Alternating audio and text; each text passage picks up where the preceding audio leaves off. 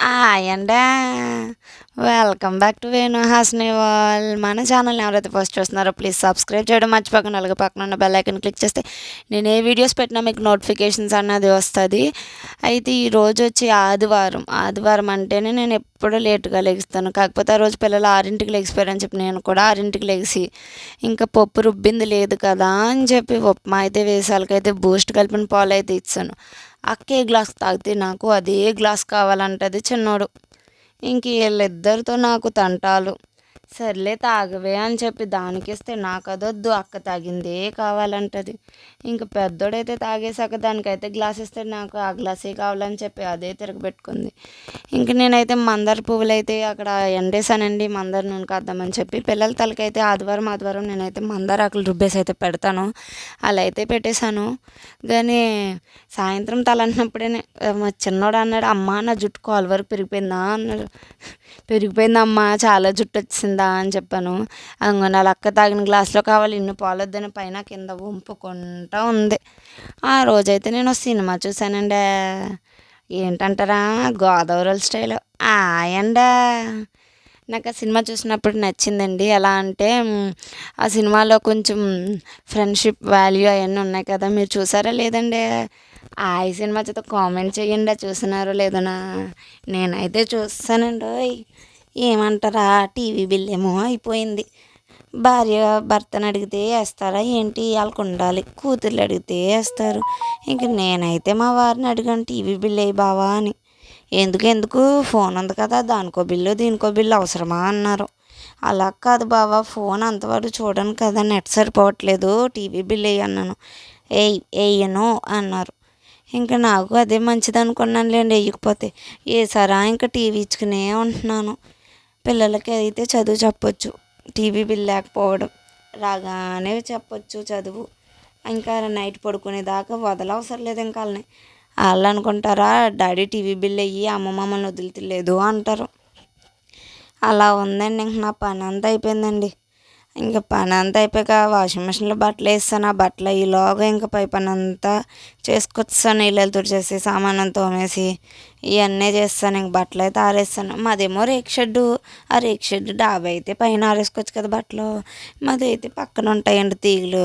ఇలా బయటికి 2 అడుగులు వేసానంటే అలా పక్కకు 2 అడుగులు అయితే వచ్చేద్దండి మా తీగలు ఆరేసుకుంటాక. అదండి.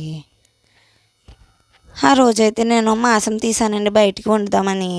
కానీ పిల్లేమో నాకు వద్దు, నిన్నే కదా మటన్ వండావు, ఈరోజు ఏంటి మళ్ళీ నాకు పప్పు కావాలి అంది. సరే అని పప్పు వండితే పప్పు తినలేదండి. వాళ్ళ పెద్దమ్మేమో బిర్యానీ వండిచ్చింది, బిర్యానీ పెట్టాను. ఆ బిర్యానీ తిన్నారు మరి. ఇంకా నేనైతే తర్వాత పప్పు పెడదామని చెప్తే చాలా ట్రై చేశాను. ఇంకలో పని అంతా అయిపోయింది కదండి, నేనైతే ఫ్రెష్ అయ్యి వచ్చానండి స్నానం చేసి. సరే ఆదివారం కదా, సాయంత్రం మళ్ళీ చదవరు మీరు, 1 గంట చదివి చెప్తానమ్మా అన్నాను. సరే అమ్మా అని చెప్పి పెద్దదైతే కూర్చున్నది. ఇంకా చిన్నది చూసారా, స్లేట్ తుడుతూ మానేసి బాటిల్ నీళ్ళు వంపేసింది స్లేట్ మీద. ఇంకా స్లేట్లు పనిచేస్తాయా, చదివేదేమో తక్కువ, బలపాలో పలకలో కొనియేమో ఎక్కువ, చదివేమో లేదు, పుస్తకాలేమో అలాగున్నాయి. ఇంకా మా పెద్దోడు చెప్పాలంటే మీకు ఆ దాడి గురించి చెప్పాలి మీకు.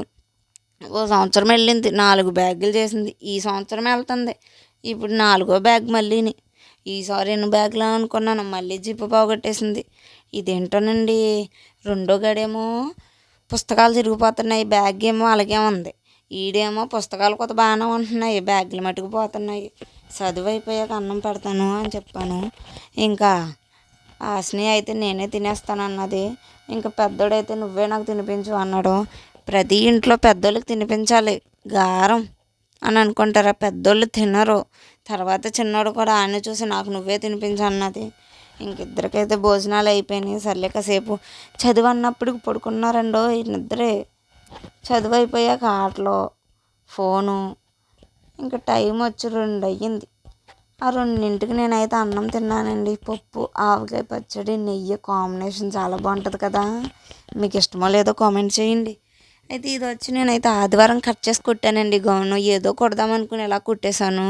ఎందుకంటే నాకు కటింగ్ రాదు, నేను యూట్యూబ్లో చూసి అయ్యో కట్ చేస్తున్నాను అలా అలా పిల్లల కోసం.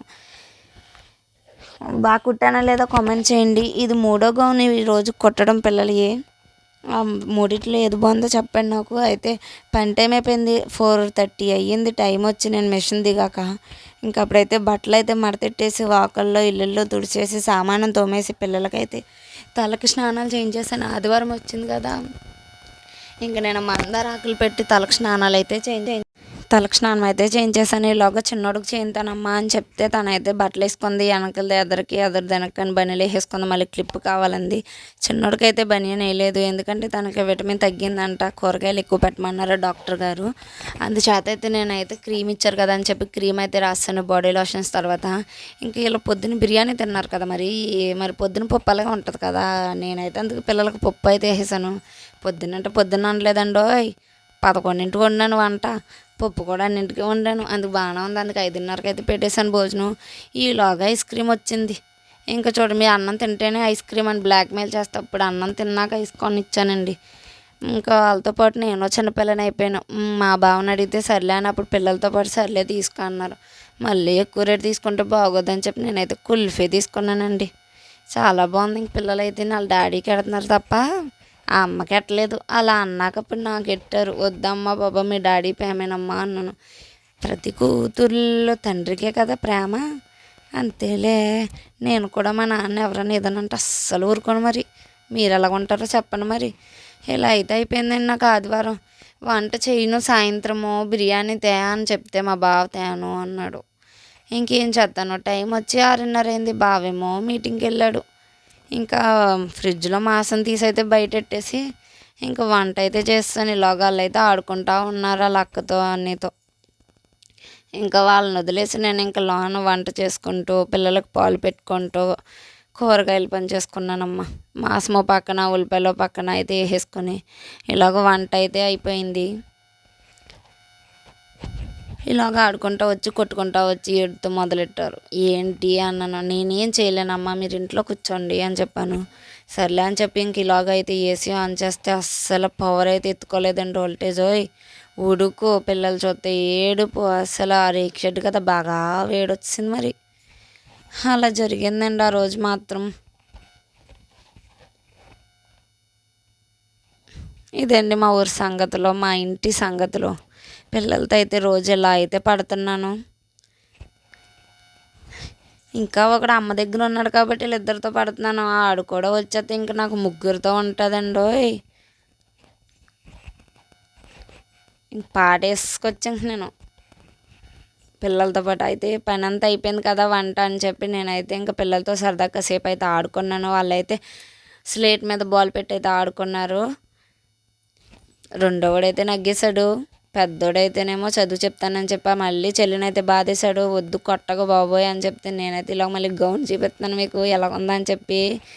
అంటే ఫస్ట్ టైం కాదు కదా, ఎన్నిసార్లు కుట్టుకున్నా నాది నేనే కదా ఫస్ట్ టైం అన్నట్టు కొత్త కొత్త గౌన్లు నాకే మురిసిపోయాను.